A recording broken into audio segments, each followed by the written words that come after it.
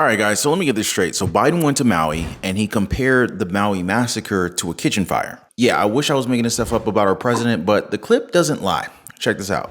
And listen to this. He compared the deadliest wildfire in U.S. history to a kitchen fire in Delaware. I don't want to compare difficulties, but we have a little sense, Jill and I, what it's like to lose a home. Years ago, now 15 years ago, I was in Washington doing Meet the Press. It was a sunny Sunday, and lightning struck at home on a little lake. It's outside of our home, not a lake, a big pond, and hit a wire and came up underneath our home into the heating ducts, the air conditioning duct. To make a long story short, I almost lost my wife, my 67 Corvette, and my cat.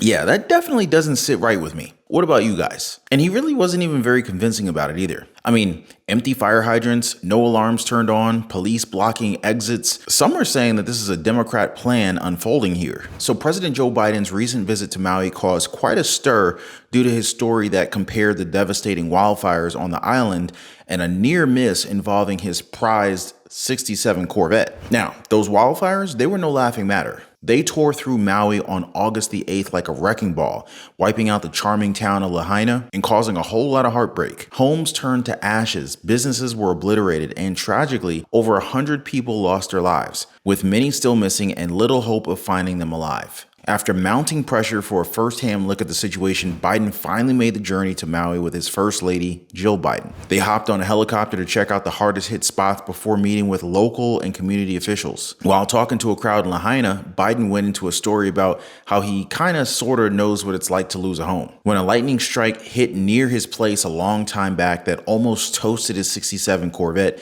his wife, thankfully, not literally, and even his cat. Now, for some folks, even those leaning to the right, didn't exactly appreciate the comparison. They called Biden out for not quite hitting the right notes when talking about the real tragedy in Maui. Will Cain, the co-host on Fox and Friends Weekend on Fox News, he did not hold back on X, or you might know it as Twitter, basically saying something like Biden feels for Lahaina while reminiscing about his kitchen mishap. Some even said that it was the most despicable thing that this president has ever said. But even worse, critics are saying that Biden may have embellished the story altogether. Apparently, it was said on X that the fire department had debunked Biden's account. You see, this wasn't the first time that Biden used this story. A 2022 piece by the Washington Examiner highlighted a very similar instance during his visit to Colorado after a rare winter wildfire hit the state. And so back then, the Republican National Committee Twitter account accused Biden of stretching the story and referenced an Associated Press report from 2004, which described the fire as small, confined to the kitchen, and controlled within about 20 minutes. Biden said that they're going to be respectful of the sacred grounds and traditions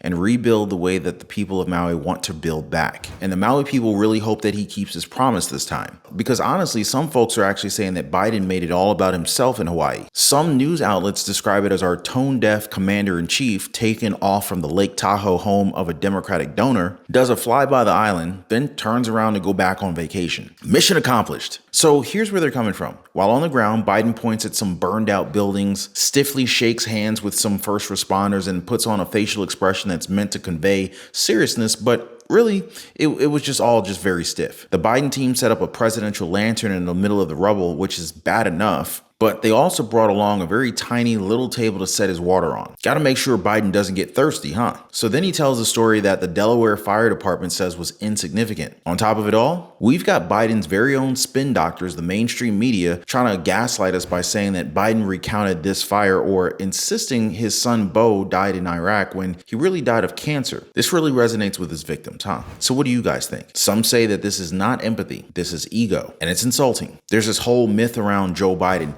He's the great negotiator. He's the empathizer in chief. He's Mr. Even-keeled. But when I see stories like this, I start to wonder how true those myths are. I mean, you've got to see it with your own eyes, right? For one, saying the emergency alert system would have made people run into the fire was such a hard thing to hear. If this situation in Maui doesn't prove to the American people that we need to hold our government accountable, nothing will. I definitely think that the people have to stand together and take our country back. What do you say, guys? We could start with our financial freedom fam right here. A good start to organizing a community here right on YouTube. Subscribe to the channel and make sure to hit that notification notification bell. We are well on our way to being 500,000 strong with our subscriber count, so your help really does go a long way. And if you want to show your support, just go ahead and hit the like button right there too. So the whole Biden visit to Maui, survivors just had a lot of questions. Why wasn't it faster? Why wasn't the emergency cash assistance greater? Why did they send so much more money to the Ukraine? What will rebuilding look like? They were hoping that Biden would actually get local feedback during his visit to inspire him to do more,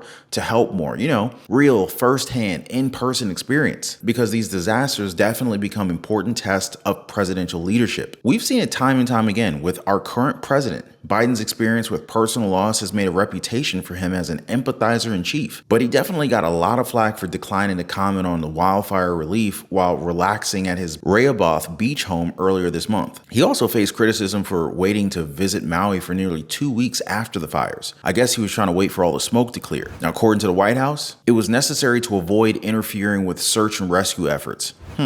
Yeah, I don't know if I buy that. And you can definitely feel how the White House is trying to regain the ground that they lost with this runaway disaster of a response so far. They've distributed multiple summaries of federal efforts. Federal Emergency Management Agency Administrator Deanne Criswell twice visited the White House briefing room to personally update reporters. Biden spoke publicly about the wildfires 3 times before the visit. Principal Deputy Press Secretary Olivia Dalton even emphasized to the reporters that Hawaii's request for a major disaster declaration was signed by the president within 63 minutes of it being received on August 10th. But Maui residents ain't having it. Among the signs residents held up along Biden's route were pleas for relief. Another, held by a child, said, "Defend Maui, protect our Aina," using the Hawaiian word for land. At least 114 people died in the catastrophe, and Hawaii's governor, Josh Green, said that more than 1,000 people were still missing. You see, there were a lot of problems with the Maui wildfire response to begin with. Lots of questions and what ifs going on,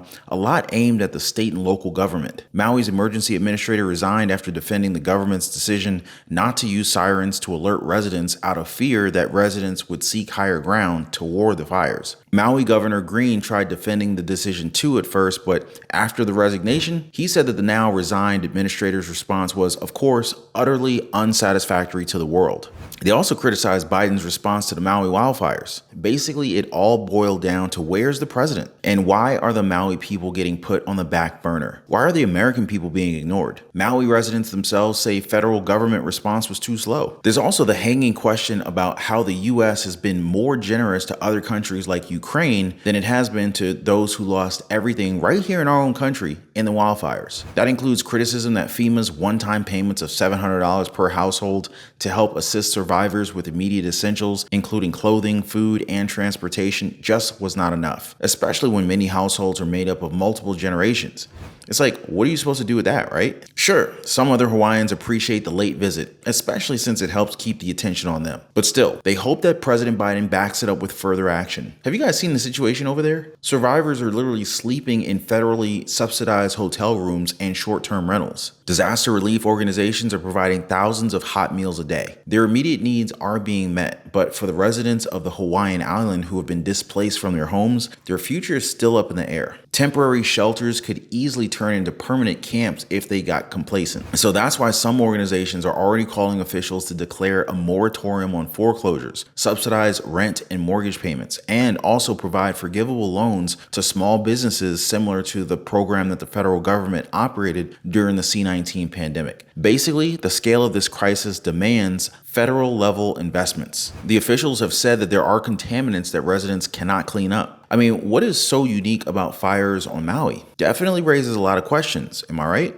I guess that's why some Maui fire victims are pursuing the same legal tactic that led to $13.5 billion in California settlements. Basically, Hawaii property owners are seizing on a legal shortcut used by fire victims in California to secure compensation from Hawaiian Electric Industries Incorporated for damages following the fires that ravaged Maui. The strategy, which doesn't require proving negligence, helped push PG&E Corporation, California's largest utility, into bankruptcy and secured victims a $13.5 billion settlement in 2020. Already, shares of Hawaiian Electric plunged 58% last week, with investors getting concerned that the utility could be held responsible for the fires. This approach has never been tested in Hawaii's court, but some property owners are already pursuing it. Basically, what they need to determine is whether the investor-owned Hawaiian Electric functions akin to a government agency because it supplies electricity to the public. Now, according to their lawyer, this route could give them more direct paths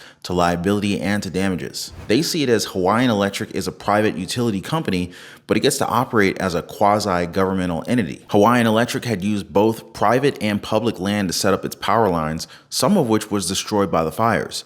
But even if the damage caused by the utility's equipment was an accident, fire victims have the constitutional right to seek compensation for it, as they can show that Hawaiian Electric was functioning like a government agency. It's something called inverse condemnation, in which a property owner can sue the government for damages. It's related to the constitutional process of eminent domain, the power of the government to take private property for public infrastructure projects and in return compensate the owner for it. Using this legal shortcut, Maui property owners would be entitled to recover their losses without having to prove that the utility company acted recklessly. In this case, Hawaiian Electric would be on the hook for damaged property. This is definitely going to be interesting to watch, especially since there's been no precedent in Hawaii for doing this. But in recent years, California judges have been more open to inverse condemnation, as state investigations have pointed to utilities, equipment, and their lackluster management of vegetation as the source of some of the most destructive wildfires. The blaze in the town of Lahaina damaged or destroyed more than 2,000 structures and killed more than 100 people. Investigations into the cause of the wildfire are still ongoing, and it's not clear if the blame lies with Hawaiian Electric or somewhere else. But a lot of lawsuits have already been filed alleging that the utility company's power lines ignited the fires, which destroyed much of Lahaina during an August 8th storm. The potential liabilities could reach almost $4 billion if the utility company is deemed negligent. And this is big, guys. Hawaiian Electric Industries owns Hawaii's main utility company, which provides power to 95% of the state's population and is regulated and owns and operates the Regional American Savings Bank, FSB. This could definitely pave the way for more lawsuits for regular folks like me and you. If you guys made it this far in the video, please drop a quick like for the video. Also subscribe to the channel, and we'll see you guys on the next one.